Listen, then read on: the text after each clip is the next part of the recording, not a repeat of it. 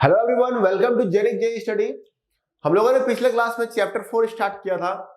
Chapter 4 में हम लोगों ने देखा स्टेबिलिटी के बारे में, जाना विवो स्टेबिलिटी क्या है, उसमें unstable system, stable system, marginally stable conditions देखा, कब सिस्टम जो है पोस्ट के लोकेशन पे कैसे स्टेबिलिटी डिसाइड होता है वो देखा, कब बाउंडेड होगा कब अनबाउंडेड होगा वो भी मैंने वहां पे अच्छे से बताया आपको। ठीक है, तो आज हम लोग जो स्टार्ट करने वाले हैं, और आज मतलब प्योरली आरएच स्टेबिलिटी क्राइटेरिया देखेंगे।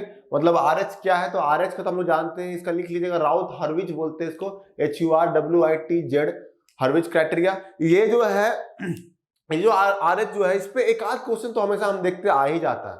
ठीक है, स्टेबिलिटी जो है ऐसा टॉपिक है जो कि मतलब बहुत important exam point of view से, क्योंकि इससे क्वेश्चंस आ ही जाते हैं, तो श्योर है। तो आप इसको आप इग्नोर ना करें, इसको मतलब मस्त से पढ़िए, एकदम जो भी है डाउट है पूछिए, ग्रुप में मतलब डाउट डालते रहिए। आप डाउट डालते ही नहीं है, पूछते ही नहीं, मतलब पढ़ाई वढ़ाई कर रहे कि नहीं पता ही नहीं है, क्योंकि अगर आप पढ़ते हैं तो डाउट आएगा, कहीं ना कहीं डाउट आएगा। लड़के हमारे, लेकिन कोई डाउट पूछता नहीं है, यही तो प्रॉब्लम है। ठीक है, चलिए तो कोई नहीं, अब आगे हम लोग देखते हैं आरएच जो स्टेबिलिटी क्राइटेरिया है। तो ये जनरली क्या होता है, आरएच जो स्टेबिलिटी क्राइटेरिया, इसमें क्या होता है कि ये हम लोग किसी भी सिस्टम का स्टेबिलिटी को डिसाइड करते हैं। इससे क्या होता है, ये आप इसको पॉइंट में लिखिए कि आरएच स्टेबिलिटी का क्या मतलब क्या है। तो पहला क्या है, it decides the stability of any system, the stability of any system. किसी सिस्टम का स्टेबिलिटी को ये डिसाइड करता है। कहने का मतलब है कि वो सिस्टम स्टेबल होगा, अनस्टेबल होगा, ये या मार्जिनली स्टेबल होगा, ये सब हम लोग आरएच स्टेबिलिटी क्राइटेरिया से देखेंगे। और कैसे होगा, तो कोई मतलब उसका किसी भी सिस्टम को कैरेक्टरिस्टिक्स कैसे निकालते हैं हम लोग, कैरेक्टरिस्टिक्स देखेंगे हम लोग, इसका प्रोसेस देखेंगे पूरा। टेंशन नहीं, अभी नोट जो कीजिए उसको कीजिए, जो भी मैं नोट करा रहा हूं उसको लिखिए, इसको नोट पॉइंट में लिखते रहिएगा। ठीक है, तो पहला क्या है, describe the stability of any system, वो आपको यहाँ पे नोट करना है। दूसरा क्या आप यहाँ पे लिख सकते हैं, दूसरा लिखिए, it determines the absolute stability, absolute stability. इसका मतलब जो है, एब्सोल्यूट स्टेबिलिटी का मतलब होता है कि पोज जो है डायरेक्टली, ये पोज जो है लेफ्ट हैंड साइड में लाई करना होगा, तभी सिस्टम जो है स्टेबल, एब्सोल्यूट स्टेबिलिटी उसको ही कहते हैं। ठीक है, इसको भी नोट कर लीजिएगा। सी है, it also determines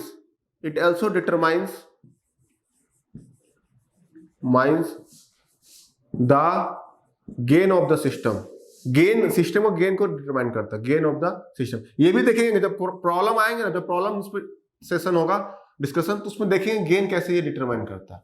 ठीक है, डी में निकालेंगे, it gives the information, it gives the information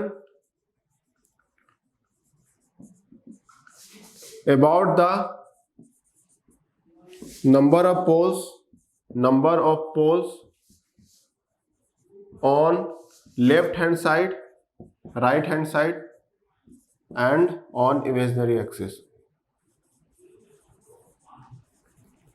समझ में आ रहा ना, मतलब ये इंफॉर्मेशन देता है कि कितना नंबर ऑफ पोल्स जो है left hand side and right hand side और imaginary axis of S plane लिख लीजिएगा, एस प्लेन का कितना नंबर ऑफ पोल्स जो है लेफ्ट हैंड साइड में लाई करता है, कितना number of poles right hand side में लाई करता है, कितना पोल्स जो है इमेजिनरी एक्सिस में लाई करेगा, इसका इंफॉर्मेशन देगा कौन, यही आरएच स्टेबिलिटी, जो आरएच टेबल फॉर्म करते हैं उससे पता चल जाएगा हम लोग। ठीक है, ये हो गया। ये सब पॉइंट आप नोट कीजिएगा, ये सब पॉइंट इंपॉर्टेंट है, एग्जाम में कुछ भी पूछ सकता है इसमें से। एफ में, ई में लिख सकते हैं, it determines the relative stability, relative stability हम जान जाएंगे यहाँ पे, determines the relative stability. Relative stability का मतलब हुआ, यहाँ पे रिलेटिव स्टेबिलिटी का मतलब जानिए क्या है। रिलेटिव स्टेबिलिटी का मतलब क्या होता है कि कोई सिस्टम है, दो सिस्टम है, इस दो सिस्टम में हम लोग कंपेयर करेंगे, दो सिस्टम में हम लोग कंपेयर करेंगे कि कौन सिस्टम ज्यादा स्टेबल है, कौन सिस्टम कम स्टेबल है। वो कैसे डिसाइड होगा, तो पोज कहां लोकेट कर रहा है उसके हिसाब से हम लोग यहाँ पे डिसाइड करेंगे। तो यहाँ पे ये रिलेटिव स्टेबिलिटी को भी बताता है। ठीक है, उसके बाद फोर्थ जो है It also gives information about frequency of oscillation, about frequency of oscillation. Frequency of oscillation के बारे में भी इंफॉर्मेशन देता है। अगर पोज इमेजिनरी एक्सिस पर लाई करता है तभी हमको फ्रीक्वेंसी ऑफ ऑसिलेशन मिलता है। मैंने आपको पहले बताया था कि फ्रीक्वेंसी ऑफ ऑसिलेशन कब मिलेगा, जब पोज जो है इमेजिनरी एक्सिस पर लाई करेगा, और वही इमेजिनरी एक्सिस का जो पोज होगा उसके हिसाब से हम लोग फ्रीक्वेंसी ऑफ ऑसिलेशन डिसाइड करते हैं। तो ये सब पॉइंट जो है रिगार्डिंग ये इंपॉर्टेंट है, किसके लिए, RH स्टेबिलिटी के लिए इंपॉर्टेंट है। और डायरेक्टली एग्जाम में क्वेश्चन पूछ सकता है इसमें कि हम लोग RH स्टेबिलिटी का फायदा क्या क्या है, हम लोग सिस्टम को, वो सब पूछ सकता है इसमें। 4 पॉइंट में किसी को क्वेश्चन पूछ सकता है। तो ये सब पॉइंट आप नोट कर लीजिएगा। It also gives information about frequency of oscillation, ये सब आपको नोट करेंगे। अब हम लोग यहाँ पे देखेंगे कि कैसे एक पोलिनोमियल रहेगा। पोलिनोमियल का ही तो कोई पोलिनोमियल का हम लोग RH टेबल बना सकते हैं। तो कोई पोलिनोमियल जब दिया रहेगा, पोलिनोमियल रहेगा जिसका एन ऑर्डर रहेगा या m ऑर्डर का है, तो उसका कैसे हम लोग RH टेबल फॉर्म करेंगे, क्या क्या कंडीशन होगा, कब सिस्टम स्टेबल होगा, वो हम लोग आगे देखने वाले हैं। क्लियर? चलिए देखते हैं RH स्टेबिलिटी से कैसे हम लोग कैलकुलेट करेंगे, स्टेबिलिटी कैसे डिसाइड करेंगे, वो हम लोग देखना जरूरी है।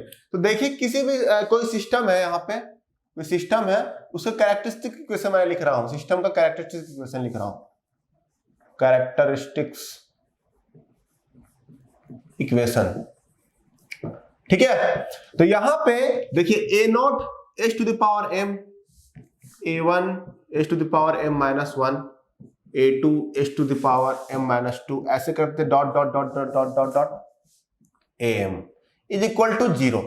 ये कोई कैरेक्टरिस्टिक इक्वेशन है किसी सिस्टम का। ठीक है, अब यहां पे हम डायरेक्टली इस इक्वेशन को देख करके डिसाइड कर सकते हैं कि सिस्टम स्टेबल है या अनस्टेबल है। कैसे देखेंगे? देखिए, अगर इसका पहला कंडीशन देखिए, पहले जो है साइन चेक करेंगे। ये साइन, जितना भी साइन दिख रहा है, सारे कोएफिशिएंट जो है यहां भी प्लस होगा। सारे कोएफिशिएंट, ये कोएफिशिएंट होता है ना, ये इसके कोएफिशिएंट है, ये भी इसका कोएफिशिएंट है, ये coefficient A2 A0 A1 A2 ये सब। तो अगर यहां पे साइन जो है, अगर किसी भी सिस्टम का चेंज है, सबका साइन जो होना चाहिए वो सेम होना चाहिए। यहां पे सबका साइन सेम होना चाहिए। यहां पे अगर किसी का भी साइन यहां पे किसी का भी माइनस हो जाता है तो सिस्टम डायरेक्टली आप बोल सकते हैं कि ये सिस्टम अनस्टेबल सिस्टम होगा। समझ में आ रहा है कि नहीं? यहां पे देखिए, यहां पे सबका साइन क्या है, plus plus plus plus plus plus, है कि नहीं? तो यहां पे आप नहीं बोल सकते कि ये सिस्टम स्टेबल है या अनस्टेबल है। लेकिन यहीं पे यही इक्वेशन ऐसे रहता, A0 h to the power m plus A1 h to the power m minus 1 plus A2 h to the power m minus 2। अब माइनस आ जाता है, यहां पे यहां माइनस आ गया, dot dot dot plus am। अब यहां पे क्या दिखने को मिला कि यहां पे साइन चेंज हो गया है। आप डायरेक्टली इस इक्वेशन को देख करके बता सकते हैं कि ये सिस्टम जो है अनस्टेबल सिस्टम है, अनस्टेबल सिस्टम है। ठीक है, लेकिन अगर साइन सबका सेम रहेगा तो आप नहीं बोल सकते कि वो सिस्टम स्टेबल है या अनस्टेबल है। उसी के लिए आपको फिर RH टेबल फॉर्म करना पड़ेगा। ठीक है, तो ये पहला कंडीशन था कि बाय चेकिंग द साइन। पहला कंडीशन क्या था? By simply checking the sign of the coefficients, we can decide whether system is decide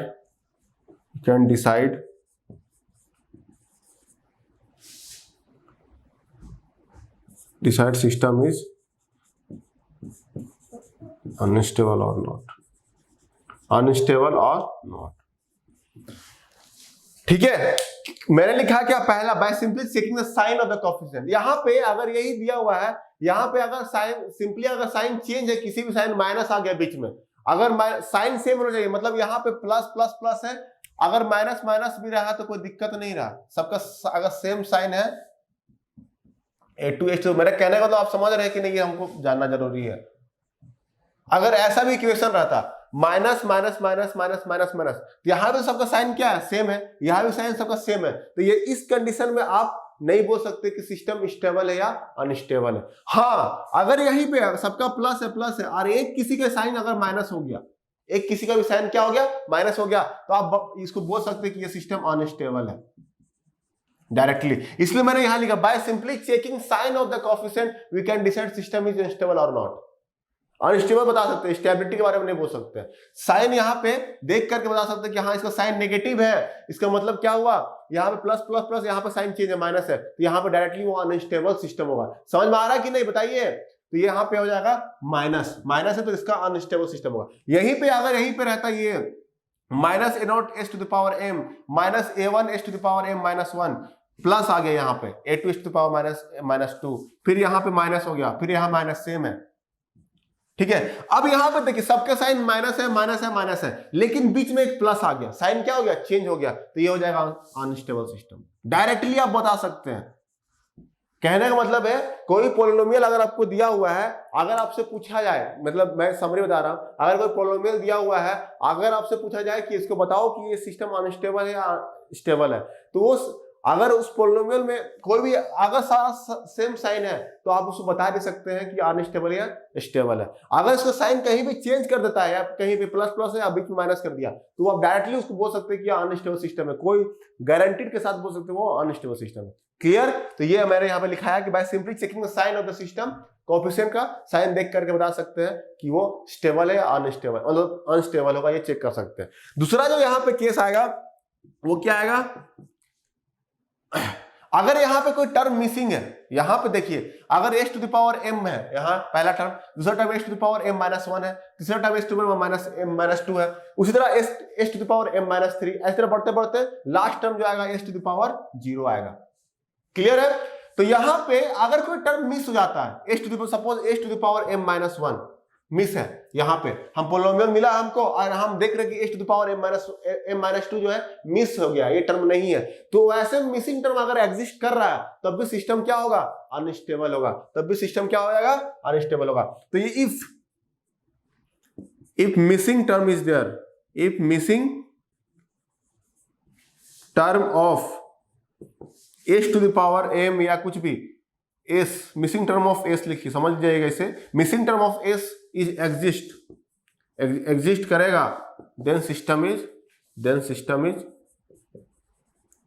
stable, unstable, sorry unstable.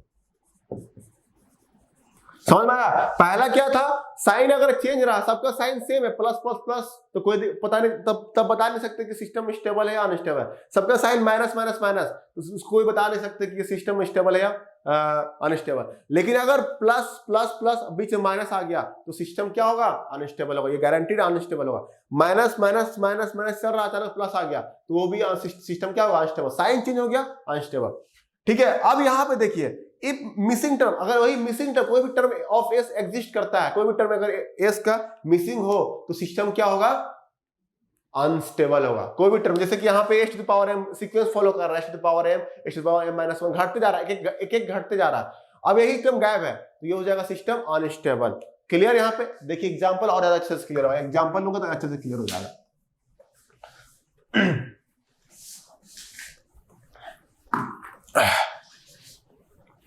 समझ में आ रहा ना? तो यहां पे देखिए अगर एग्जांपल देखते हैं, यहां पे एग्जांपल देखिए,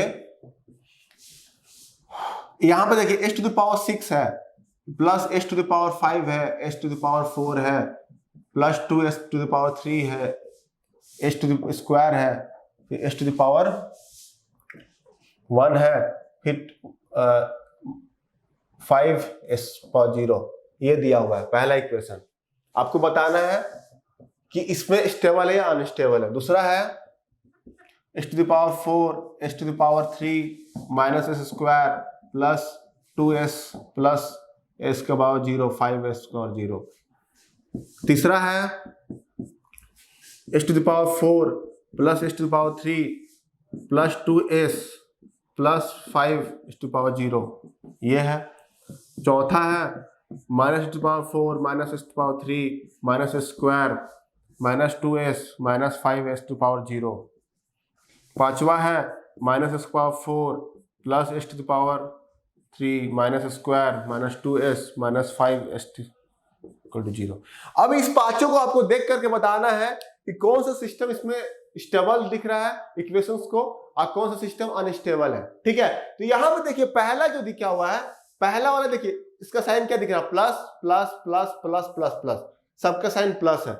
और कोई मिसिंग टर्म दिख रहा है क्या, h टू पावर 6 है, h टू पावर 5 है, h टू पावर 4, 6 5 4 3 2 1 0, कोई मिसिंग टर्म भी नहीं है। तो यहां पे आप नहीं बोल सकते हैं अनस्टेबल है या स्टेबल है, इसके बारे में कुछ नहीं बोल सकते हैं। No idea, no idea about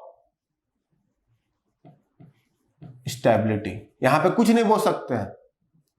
ठीक है, अब लेकिन यहां देखिए दूसरा देखिए प्लस प्लस, यहां माइनस प्लस प्लस प्लस। ठीक है, यहां पे देखिए इसका कोई मिसिंग टर्म दिख रहा है क्या, h टू पावर 4 4 3 2 1 0, कोई मिसिंग टर्म नहीं है। दूसरा कंडीशन क्या था, साइन चेंज अगर होता है तो यहाँ प्लस है, यहाँ प्लस, यहाँ माइनस, साइन चेंज हो गया, तो ये डायरेक्टली आप बोल सकते हैं ये अनस्टेबल सिस्टम है। ये क्या है, अनस्टेबल सिस्टम है।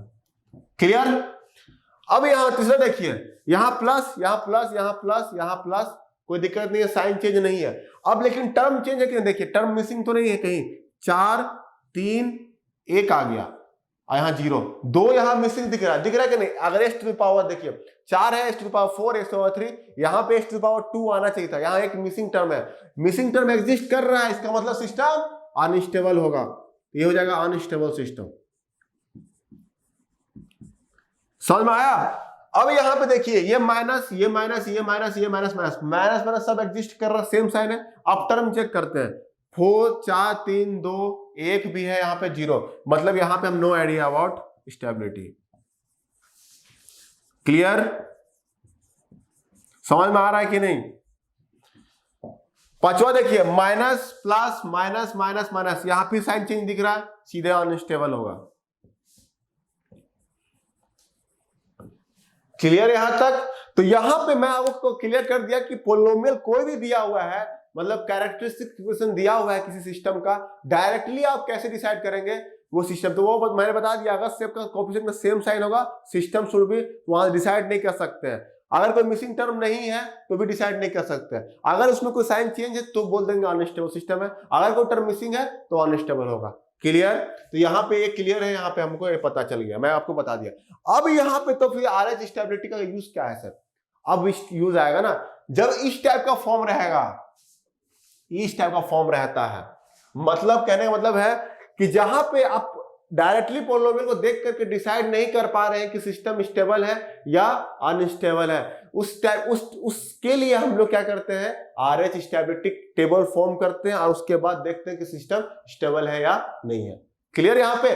तो जैसे यहाँ पे देखिए, यहाँ पे आप डायरेक्टली इसको देख कर नहीं बता सकते, इस टाइप का जो इक्वेशन है जहां पे साइन भी चेंज नहीं हुआ, सबका साइन क्या दिख रहा है, सेम दिख रहा है और कोई मिसिंग टर्म नहीं है, तो इस टाइप के लिए हम लोग RH टेबल फॉर्म करते हैं। समझ में आया कि RH टेबल का फॉर्म कहाँ होता है, अब यहाँ पे आपको समझ आ गया होगा। अब यहाँ पे ऐसा इक्वेशन का RH टेबल फॉर्म करेंगे, उसके बाद डिसाइड करेंगे कि स्टेबिलिटी कैसे हम लोग डिसाइड करेंगे होगा, ठीक है ना। तो आगे देखते हैं हम लोग कैसे RH टेबल फॉर्म किया जाएगा। Clear. Genic Prime is the new features by Genic Education where you will get 450 plus video series questions explanation, Prime Facebook group for doubt solving, assignments, live sessions and many more. If you are interested then visit website and join quickly. For any query call on 9837933283. चलिए मैंने बताया था आपको कि जब equations के जो होते हैं अगर साइन चेंज नहीं होते हैं या उसे कोई मिसिंग टर्म नहीं मिल रहा है आपको, तो उसका कैसे हम लोग स्टेबिलिटी डिसाइड करेंगे, तो उसी के लिए हम लोग यहाँ पे RH स्टेबिलिटी पढ़ते हैं। तो RH टेबल यहाँ पे फॉर्म करेंगे, उससे हम लोग डिसाइड करेंगे। तो देखिए ये कैरेक्टरिस्टिक क्वेश्चन लिखा है मैंने यहाँ पे, देखिए A0 h to power 6, A1 plus A1 h to power 5 plus A2 h to power 4 plus A3 h to power 3 A4 s square plus A5 s to power 1 A6 h to power 0 equal to 0। यहाँ पे आपको देखिए कोई किसी का sign change दिख रहा है क्या, नहीं दिख रहा है। और यहाँ पे देखिए h to power 6 h to power 5 h to power 4 3, यहाँ पे देखिए डिक्रीजिंग टर्म में है कि नहीं, 6 5, और यहाँ पे कोई मिसिंग टर्म भी नहीं दिख रहा। तो यहाँ पे आप डायरेक्टली देख कर नहीं बता सकते कि सिस्टम क्या है, स्टेबल है या अनस्टेबल है। क्लियर है। तो यहाँ पे इसके लिए आपको क्या करना होगा, RH टेबल फॉर्म करना होगा। तो RH टेबल बनाने के बाद मैं बताऊंगा कैसे वहां पे स्टेबिलिटी डिसाइड होगा। क्लियर है। अब यहाँ पे जानना ये है कि कैरेक्टरिस्टिक इक्वेशन होता क्या है। तो मैंने आपको पहले ही बताया था कि जो भी अगर क्लोज लूप लेते हैं, क्लोज लूप ट्रांसफर फंक्शन लेते हैं, तो जैसे g of s by 1 plus g of s by h of s, तो यही डिनोमिनेटर देखिए, जब ये इस टाइप का फॉर्म होता है 1 by 1 g into h of s दिया है, तो यही इसी को हम लोग जब इसका पॉलिनोमियल लिखते हैं, यही कैरेक्टरिस्टिक इक्वेशन होता है 1 plus g h of s ही। समझ में आ रहा ना। तो अब यहाँ पे देखते हैं कि कैसे how to form RS table, कैसे आरएस टेबल को बनाया जाएगा। ठीक है, तो देखिए यहाँ पे सबसे लीडिंग जो पावर है एस का क्या दिख रहा है, एस टू द पावर 6। तो यहाँ पे लिखिए तो साइड में एस टू द पावर 6, ऐसे एक लाइन खींच दीजिए यहाँ पे। चलिए कोई दिक्कत, लाइन भी नहीं खींचे तो चलेगा। अब यहाँ पे क्या कीजिए, उसके बाद क्या लिखिए, एस टू द पावर 6 लिखिए। अब उसके जो लीडिंग उसका कोफिशिएंट है उसको लिखिए, उसका कोफिशिएंट क्या है, a0 लिख दिया हमने। अब यहाँ पे क्या कीजिए, अब अल्टरनेट ऑर्डर पे जाइए। अल्टरनेट मतलब एक छोड़ करके इसको देखिए, समझ में आ रहा ना। इसका देखिएगा तो एस टू द पावर 4 आया, एस टू द पावर 4 आया, तो इसका जो कोफिशिएंट है उसको लिखिए a2, उसको भी यहाँ पे लिखिए a2। फिर अल्टरनेट देखिए क्या आएगा, a4, यही तो आएगा ना। इसके बाद अल्टरनेट a4, तो उसको भी लिखिए यहाँ पे a4। क्लियर। उसके बाद अल्टरनेट देखिए यहाँ पे क्या आ गया, a6, यहां पे लिख दीजिए a6। क्लियर। मतलब a6 का जहां से स्टार्ट हो रहा है, लीडिंग जो होता है उसको लिखिए और उससे कोफिशिएंट लिखते जाइए। तो यहाँ पे a0, उसके बाद उसका अल्टरनेट क्या आ रहा है, a2, तो a2 को लिखिए। उसके बाद a4, तो a4 को लिखिए। उसके बाद क्या आ रहा है, a6, तो a6 को लिखिए। अब उसके बाद क्या कीजिए, एक रिड्यूस कीजिए, s टू द पावर 6 है तो s टू द पावर 5, एक पावर रिड्यूस कीजिए, s to the power 5। Clear है। अब s टू द पावर 5 का आपको क्या कोफिशिएंट दिख रहा है, a1, तो a1 को लिख दीजिए। अब फिर अल्टरनेट जाइए, फिर अल्टरनेट मूव कीजिए यहाँ पे। इसके बाद ये आएगा, उसके बाद ये आएगा, अब उसको तो खत्म। तो यहाँ पे दो ही टर्म दिख रहा है, एक क्या दिख रहा है, एक दिख रहा है a3 और एक दिख रहा है a5। जस्ट इसको अरेंज, जस्ट इसके नीचे इसके लिखना है, ऐसे लिखना है। ऐसे नहीं कि अंदाजी मतलब लिख दिया ऐसे a3 a4 ऐसे करके, नहीं ऐसे नहीं लिखना, गड़बड़ा जाएगा। यहाँ पे जैसे ये लाइन है यहाँ पे, तो इसी के लाइन के नीचे ये लिखिएगा, इसी के लाइन के नीचे ये लिखिएगा, इसके लाइन के नीचे ये है। तो आप देखिए सब कोफिशिएंट आपको लिख दिए। ठीक है, टेबल बन रहा है भैया, क्या बन रहा है, टेबल बन रहा है। सबका कोफिशिएंट मैंने लिख दिया, a0, a2, a4, a6 लिख दिया मैंने। अल्टरनेट लिखिएगा, जो लीडिंग है उसका अल्टरनेट, उसके बाद जस्ट उसके नीचे वाला उसके एक रिड्यूस करके power s to the power 5 का, s टू द पावर 5 का देखिए क्या है, a1, तो a1 लिख दिए। अब अल्टरनेट जाइए, a3, a5, a5। क्लियर, यहां समझ आ गया। अब यहां पर उसी तरह s टू द पावर 5 हो गया। अब फिर रिड्यूस कीजिए s टू द पावर 4। ये तब तक जाएगा जब तक हमको s टू द पावर 0 नहीं मिल जाए, तब तक हमको रिड्यूस करते रहना है। तो यहाँ पे s टू द पावर 4 है, तो s टू द पावर 4 क्या होता है, मान लीजिए इसका नहीं दिया हुआ, नहीं है पता, यहाँ पे यहाँ से नहीं जाना है, यहाँ कंफ्यूज मत होइए। अब इसका आपको निकालना है, यहाँ ये टेबल में क्या आएगा, क्योंकि ऑलरेडी हम पुट कर दिए जितना भी कोफिशिएंट था। इसको निकालने के लिए सपोज इसका b1 है, इसका b2 मान लीजिए कोफिशिएंट, b3 मान लीजिए कोफिशिएंट। क्लियर है। तो ये b1, b2, b3 है क्या, इसको निकालने के लिए वो क्या करना पड़ता है, b1 को देखिए, b1 कैसे निकलेगा, इसको इससे मल्टीप्लाई कीजिए, फिर इसको इससे मल्टीप्लाई कीजिए। देखिए b1 कैसे निकलेगा, यहाँ पे b1 का वैल्यू क्या है, a1 a2 minus a0 a3 divided by ये टर्म को डिवाइड कर दीजिए, जिससे जो लिस्ट है a1 को, ये हो गया आपका b1 का वैल्यू। समझ में आ रहा है कि यहाँ पे जो s4 का कोफिशिएंट s4 का निकालना चाहते हैं, s4 का, उसे कैसे होगा, तो b1 b2 b3 अपने से मान लिए, एज्यूम कर लिए। अब ये b1 क्या है, तो b1 यहां से निकलेगा a1 इंटू a2, उसके बाद minus a0 into a3 divide by a1, a1 हो जाएगा। क्लियर यहां तक। अब यहीं पे आपको b2 निकालना है, तो b2 कैसे निकलेगा, b2 कैसे निकलेगा, b2 निकलेगा, देखिए b2 कैसे निकलेगा, a1 को इससे मल्टीप्लाई कीजिए, a4 से, इसको यहीं से लेना है, याद रखिएगा, a1 को a4 से। अब a4 जब निकल गया, उसके बाद फिर क्या कीजिए, इसको, ये जो इसका जस्ट नीचे वाला, इसको फिर इससे a0 से, तो यहां पे b2 इक्वल टू क्या हो गया, a1 a4 minus a0 a5 divided by a1, वही होगा b2। समझ में आ रहा ना। अब यहीं पे आपको b3 निकालना है, b3 कैसे निकालिएगा, b3 कैसे निकलेगा, यहां पे फिर से वही ये इसको यहां मल्टीप्लाई कर दीजिए, A6 यहां पे आ जाएगा A6 A1 A6। अब यहां पे कोई टर्म नहीं है क्या? यहां पर कुछ नहीं है तो 0 है। अब इसको मल्टीप्लाई कीजिएगा इससे A0 से, स्टार्टिंग यही तो मल्टीप्लाई करना है, यहां किसी ने खेलना है। यहां पे जिससे इससे मल्टीप्लाई हो गया, अब इसको इससे कीजिए, तो यहां पे 0 है तो 0 इंटू A0 तो 0 ही हो जाएगा, 0 हो जाएगा, 0 इंटू A0 0 हो जाएगा बाई A1, यही हो जाएगा। तो बचेगा क्या? That is equal to A1 A6 by A1, यही बनेगा A1 A6 बाई A1। तो ये जो B1 B2 B3 आया उसको यहां पे पुट कर दीजिएगा आप लोग। यहां पे वैल्यू नहीं है इसलिए आपको दिक्कत हो रहा है, लेकिन जब एग्जांपल मैं लूंगा, यहां मैं बता रहा हूं कैसे फॉर्म किया था, जब एग्जांपल लूंगा सारा चीज क्लियर हो जाएगा। टेंशन घबराइए नहीं, यहां पे अगर आपको समझ नहीं आ रहा समझने की कोशिश कीजिए, अगर नहीं समझ आ रहा तो भाई जब एग्जांपल लूंगा वहां पे हर चीज आपको क्लियर हो जाएगा। समझ में आ रहा ना? ठीक है, तो यहाँ पे B1 B2 B3 का आपको निकल गया वैल्यू। यहाँ पे इसका वैल्यू नहीं होगा क्योंकि आगे तो इसका वैल्यू क्या है? 0 है ना, आगे वैल्यू 0, इसका भी 0 है। तो आगे अगर इसका टर्म का निकालना चाहेंगे तो ये मल्टीप्लाई होगा तो 0, ये मल्टीप्लाई होगा तो 0। समझ में आ रहा? आगे अगर इसका आगे वैल्यू है ही नहीं तो कैसे निकलेगा वैल्यू? ठीक है, तो इसका वैल्यू हो जाएगा 0। तो अब यहाँ पे S4 निकल गया हमारा। अब यहाँ पे देखिए S3 क्या होगा? S3 चाहिए। S3 निकालने के लिए हम सपोज C1 C2 मान के चले, हम क्या ले लिए? C1 C2 C3 मान के चल लिए, ठीक है, निकालने के लिए। अब उसी तरह क्या करना है आपको? अगर C1 निकालना है, C1 निकालने के लिए जस्ट उसके ऊपर वाला, जैसे S4 निकालना था तो जस्ट उसके ऊपर वाला कोएफिशिएंट का ये लेंगे, उससे मल्टीप्लाई किए ना। उसी तरह अगर S3 का निकालना है, C1 निकालना है तो जस्ट उसके ऊपर कौन सा आएगा? S4 ही तो आएगा ना, आया कि नहीं?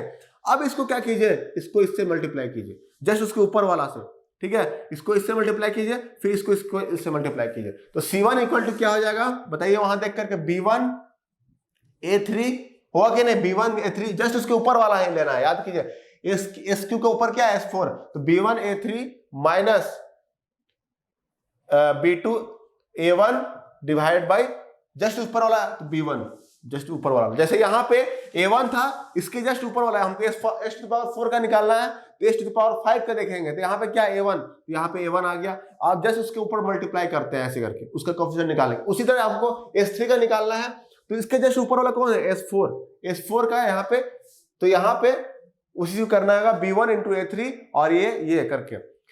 क्लियर यहाँ तक? अब आता है C2 निकालना है, तो C2 निकालने के लिए क्या करना होगा?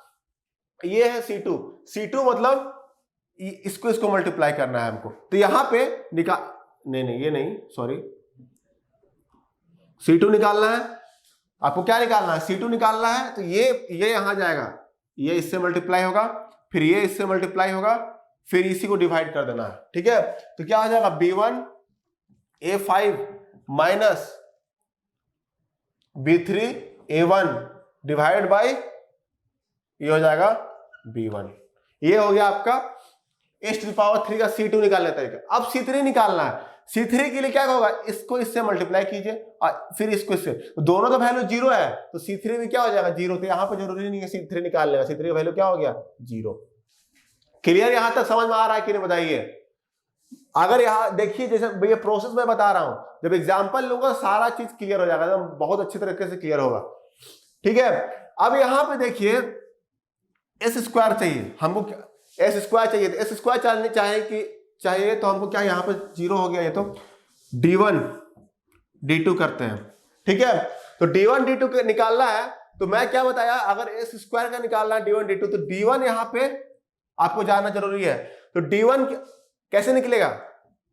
D1 इज इक्वल टू क्या होगा? देखिए C1 यहाँ पे जो है इसकी जस्ट ऊपर वाला को लीजिए और मल्टीप्लाई कीजिए, तो C1 इसके ऊपर क्या है? S4 है, यही ना है, क्या है? B1 B2 B3 है ना, ये पार्ट है 0।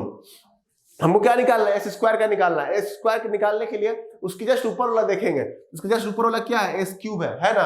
अब उसको क्या देखेंगे? C1 देखेंगे। अब इसको इससे मल्टीप्लाई कीजिए तो क्या हो जाएगा? C1 B2 D1 निकालने के लिए और C2 B1 को minus C2 B1 divided by C1 को डिवाइड कर देंगे, जिसके पहला जो टर्म आएगा S3 उसको डिवाइड कर देंगे, ठीक है, D2 चाहिए हमको, D2 चाहिए, तो D2 के लिए क्या करना होगा, देखिए D2 निकल गया, C2 निकल गया, यहाँ पे C3 आ सकता था क्या, A5, ठीक है। D2 चाहिए कि क्या करना होगा, C1 को इससे मल्टीप्लाई कीजिए, फिर इसको ऐसे मल्टीप्लाई कीजिए और जो लिख दीजिए, तो क्या हो जाएगा यहाँ पे C1 B3, और वो तो 0 है, वो तो 0 हो जाएगा, डिवाइड बाय C1। ये हो गया आपका, D2 भी निकल गया। क्लियर यहां तक? तो कोई डाउट तो बोलिए।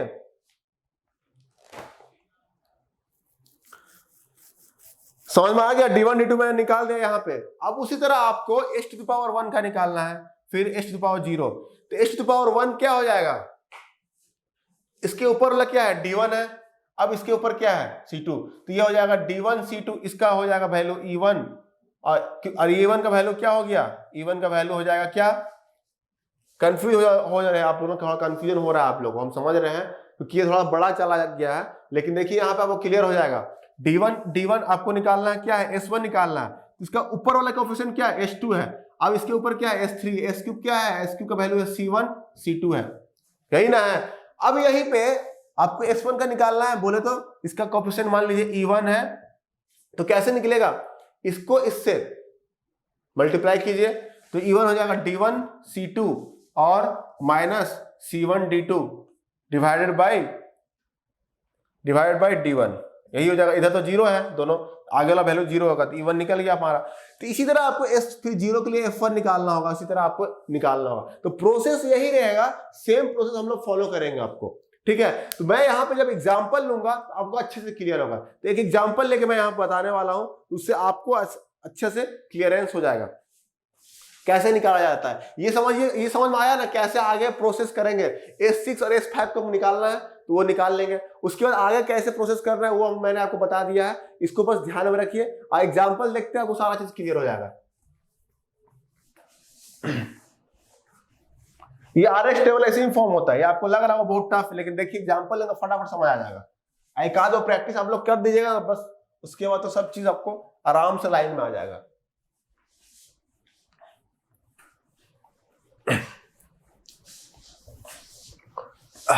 ठीक है, तो यहां पे एग्जाम्पल एक लेते हैं, एग्जाम्पल देखिए, एग्जाम्पल लेते हैं, क्या एग्जाम्पल लेते हैं, देखिए S³ ये कैरेक्टरिस्टिक इक्वेशन है, 1 ये कैरेक्टरिस्टिक इक्वेशन दिया हुआ है।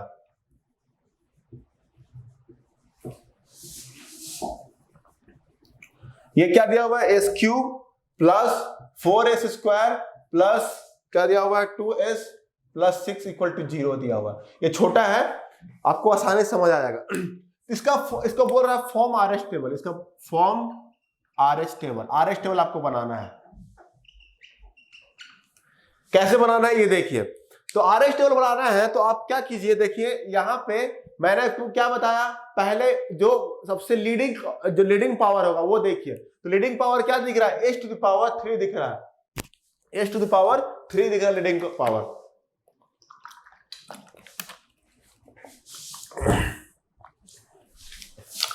उसको लिखिए यहां पे h⁻3 देखिए, उसको लिखिए। इसका कोएफिशिएंट क्या है, 1 है, कुछ दिया हुआ नहीं है तो 1 है, तो 1 लिख दिया यहां पे। क्लियर? अब क्या बोला मैंने, उसके अल्टरनेट कोएफिशिएंट को लिखते जाइए। तो अल्टरनेट क्या आएगा, 2 ही तो आएगा ना यहाँ पे, तो 2 लिख दीजिए यहाँ पे। और उसके बाद अल्टरनेट क्या आएगा, कुछ नहीं है, यहाँ पे कुछ नहीं तो 0 है ना, तो कुछ नहीं 0, तो यहाँ पे कुछ नहीं होगा, 0 आ जाएगा। समझ में आया? अब उसके बाद इसके जस्ट कम वाला, तो S2 क्या हो गया, S2, तो S2 क्या लिखेगा, 4, उसके बाद उसका अल्टरनेट क्या दिख रहा है, 6, तो 6 हो गया। उसके बाद कुछ है क्या, नहीं है, तो 0 हो गया। क्लियर? ये लिखते हैं। अब हमको क्या निकालना है, S1 का इसी तरह निकालना है, उसके बाद लास्ट S⁻0 तक जाते हैं, तो आपको S1 S2 को निकालना है। हम एज्यूम कर लिए इसका मान लीजिए B1 है, इसका B2 है और इसका C1 मान लिया। ठीक है, तो कैसे कैलकुलेट होगा, देखिए B1 निकालने के लिए आपको इसका निकालना, B1 इक्वल टू क्या मैंने बताया था, जस्ट उसके ऊपर वाला देखिए, जस्ट उसके ऊपर वाला ये लिखे।